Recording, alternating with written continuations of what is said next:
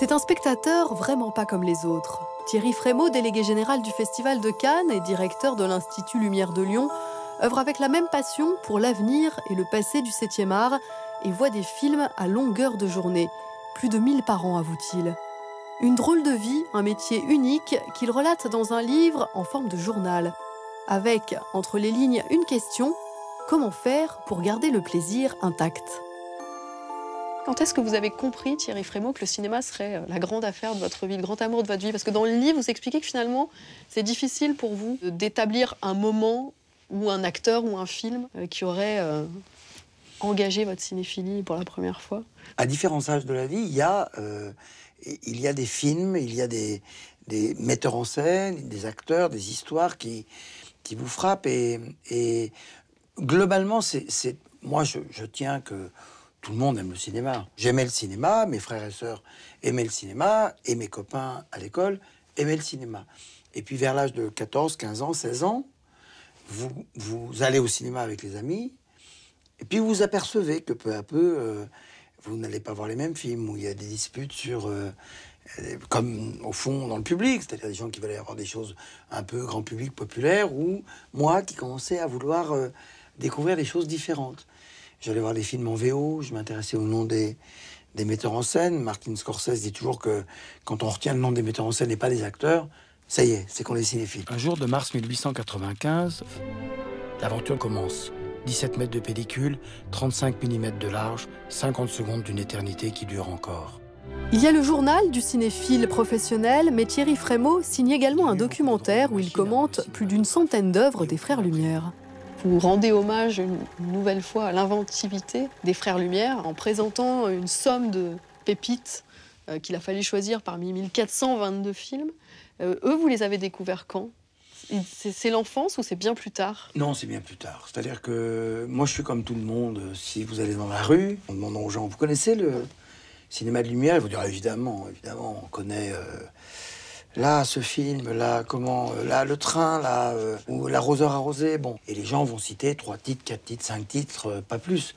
Et c'est une histoire assez belle parce que je vais à la conférence de presse qui annonce la création pour l'année suivante de l'Institut Lumière à Lyon, en 1982. Donc j'étais tout jeune, je travaillais dans une radio. Et à un moment, ils disent, bon, bah, puisqu'on est là, on va voir quelque chose. Et là, on voit la sortie des usines lumière. Et on apprend même que vous avez montré ces films à Michael Jackson, qui en a enlevé ses lunettes noires. Ah oui, ça doit être des souvenirs assez incroyables. Faire une conférence de presse à l'Institut Lumière et il était quand même un peu comme ça, imperméable. Il avait un entourage terrible. Tout le monde était pétrifié de peur devant lui. Et je lui dis, ben voilà, on est ici. Vous savez que... Ah ben non, je savais pas. Donc je vais vous montrer les premiers films. Ah ben d'accord, on y va. Alors on était toute une série. Et comme je le fais dans le film, je lui commente un petit programme d'une vingtaine, d'une trentaine de minutes. Et en effet, au bout de 2 films, il a enlevé ses lunettes noires. Et après, il a été extrêmement pertinent sur les questions qu'il a posées sur ce cinéma primitif. Non, ça avait été un très beau moment. À quel moment le cinéma est-il uniquement un plaisir? Vous le racontez dans le livre, vous le dites, le travail est un plaisir, mais le plaisir est devenu un travail. Donc est-ce que vous arrivez encore à voir des films juste pour le plaisir? Oui, je dis ça quand on... Et peut-être qu'à vous, ça vous a fait la même impression. Quand on commence à travailler dans le cinéma, en effet, le travail est un plaisir parce qu'on est payé pour voir des films, etc. Mais au bout d'un moment, ce qui était autrefois un plaisir personnel, intime, secret, devient un travail. On voit beaucoup de films en DVD par lien désormais, en projection de presse, de manière, si j'ose dire, obligatoire. On a rendez-vous pour voir un film. C'est pas « tiens, j'irais bien au cinéma, moi ». Bon, mais le « tiens, j'irais bien au cinéma », oui, c'est quelque chose que je ressens encore très fort. Je me souviens trop de... Lorsque j'ai vu Il était une fois en Amérique, et je l'ai vu, j'étais seul. Et c'est un film qui me laisse une telle force qu'après, j'étais content que personne ne venait me parler, quoi. Il y a des réalisateurs qui ne vous quittent jamais, dont vous aimez voir et revoir les films? Moi, je suis par fonction presque dans les cinémathèques très amis avec plein de vieux cinéastes. Et c'est à un certain moment, il faut faire attention à eux. Et j'ai toujours considéré que mon travail de cinémathécaire n'était pas seulement de veiller sur les œuvres, mais de veiller aussi sur les artistes. Sur les hommes. Et quand on a montré la copie restaurée de Cléopâtre, de Joseph Mankiewicz, avec la Fox à Cannes, il y a 2 ou 3 ans, j'ai revu, lui est mort il y a 25 ans, mais sa femme et sa fille sont toujours de ce monde. Et on s'était pas revus depuis le moment où nous nous rencontrions avec Joe Mankiewicz.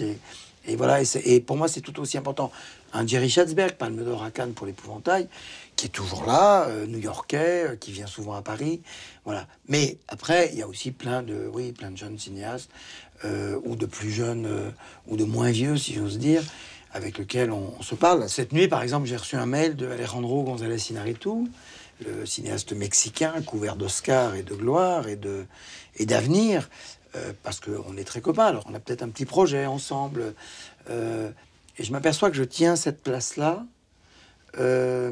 parce que je suis le délégué général du Festival de Cannes et que pour eux, Cannes est comme une sorte de maison commune. Et que c'est nous qui la tenons. Donc il faut qu'on la tienne propre, accueillante, généreuse. Voilà, donc oui, mes amis sont devenus beaucoup des comédiens, des cinéastes. Ouais. Alors dans cette vie de cinéma, quelle place y a-t-il pour la série? D'abord, avant que ça s'appelle des séries, ça s'appelait des feuilletons. Et là, je suis incollable sur Amicalement Vôtre. Je suis incollable sur évidemment Colombo. Je suis incollable sur Miami Vice, etc. Bon. Et j'adorais ça.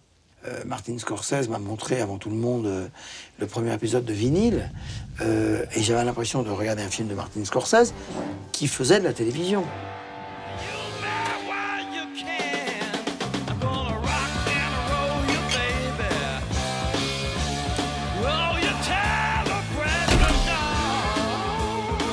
J'adore donner des nouvelles de certains cinéastes qui vont ailleurs dans le monde des images que le seul long métrage classique. Mais c'est les séries, ça dit son nom.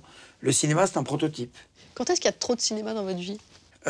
Jamais. Et je me suis rendu compte il n'y a pas longtemps que, quand même, je pense, depuis l'âge de 14-15 ans, quoi, je pense que je ne fais que parler de cinéma. Mais parce que le cinéma, c'est la vie. Oui. Donc de parler de cinéma, c'est parler aussi l'histoire du monde, l'histoire des pays, des cultures différentes, quoi. Et ça, alors là, avec l'âge, on fait attention à ça. Jamais lassé ni rassasié, Thierry Frémaux poursuit son marathon de projection en quête de pépites à offrir aux yeux du monde. Cannes célébrera cette année sa 70e édition. La fête promet d'être belle.